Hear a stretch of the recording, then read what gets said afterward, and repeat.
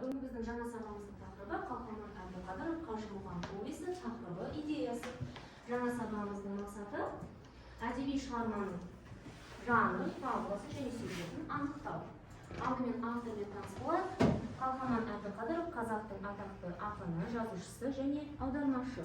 Ақынның өмір жолымен жақсылап танысу үшін сіздермен жылдар сөйлейді стратегиясы бойынша танысып өтсек. 1901 жыл. Алия. 1901 жылы 15 сәуірде Қызылорда облысы Шиелі ауданында дүниеге келді. Өте жақсы, рахмет. 1925 жыл. Томирис. 1925 жылы еңбекші қазақ газетіне ең алғашқы Сырдария өлеңін басып шығарды. Өте жақсы, рахмет. 1928 жыл. Жания. 1928 жылы Жалшы деген атпен алғашқы өлеңдер жинағы басылып шығарады. 1929 жыл. Емле.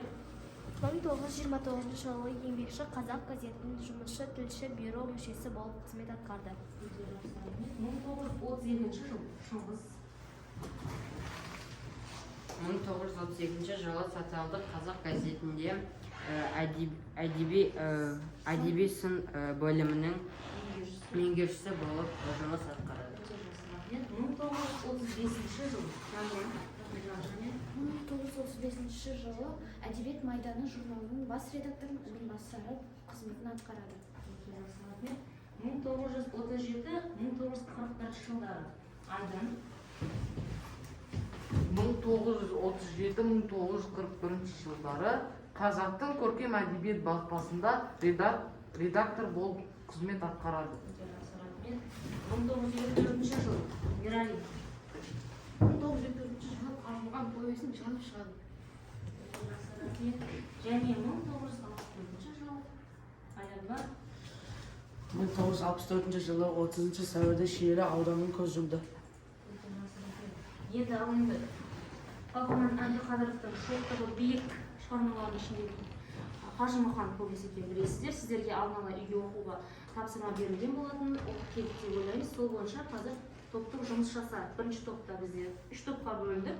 Алдын ала бірінші топтың топ басшысы Томирис, екінші топтың топ басшысы Шыңғыс, үшінші топтан топ басшысы Айдын келіп конверттерді аламын. Томирис бізде сары конверт оқи қой тапсырмамыз. Шығарманың тақырыбы, идеясы, жанрын анықтап, шығарма желісі бойынша бас кейіпкер туралы 3 дерек келтіру.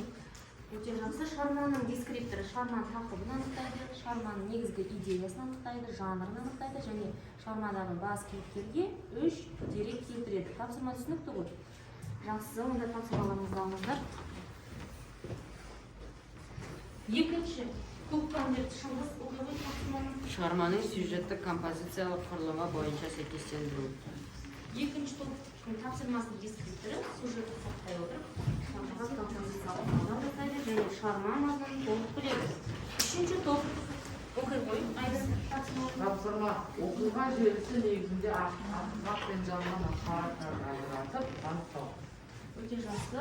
Сіздердің тапсырмаларыңыздың дескрипторы шығармадағы ақиқат ақпараттарды анықтайды және жалған ақпараттарды анықтап дәлелдейсіздер.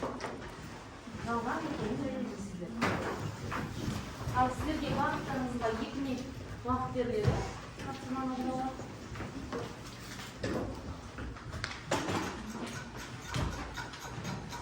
Балалар, Қажымұқан Мұңайтпасұлы 28 елде өнер көрсетіп, күшін көрсетіп, 56 медаль иеленген қазақтан шыққан тұңғыш кәсіпқой палуан. Ал бұл халық па? Бұл қай топ? Бірінші топ? Бұл халық па? Уақыт аяқталды. Бірінші топ ортаға шығыңыздар. Бірінші топ шыға қойыңыздар. Қалғанымыз тыныштық сақтап, топтың тапсырмасын тыңдайық. Ал ұстап тұра беріңіздер, егер ұстамайтын болсаң. Ал Томирис айтады. Қазақстан шыққан тұңғыш кәсіпқой палуан. Идеясы Нұрай. Әлем таныған палуан болу жолындағы талпынысын жеткізу. Өте жақсы. Шығарма жанры повесть. Бірінші дерек 30 спортты көтереді. Екінші дерек ұлан темірден галстук жасайды. Үшінші дерек дерсі еді. Өте жақсы бала. Тамаша, дұрыс па? Олай болса да шапалақ әдісі арқылы бағалап берейік.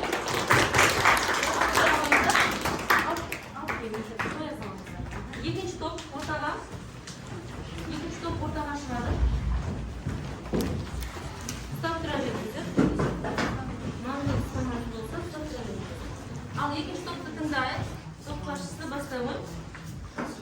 Бастауы Мұқаның саудагер Иван Ивановичке жұмысқа тұруы.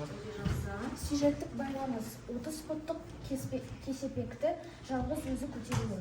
Дамуы Масликовтың үйіне жалшылыққа тұруы. Шиеленісуі Мұқаның шу берген шананы қораға атсыз сүйреп кіруі. Шарықтау шебі Иван Лебедевтің бөтеліне дәрі салуы.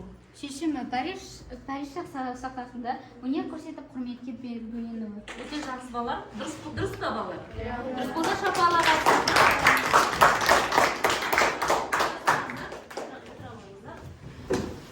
Үшінші топ айдың бірінші ақиқат шықсын.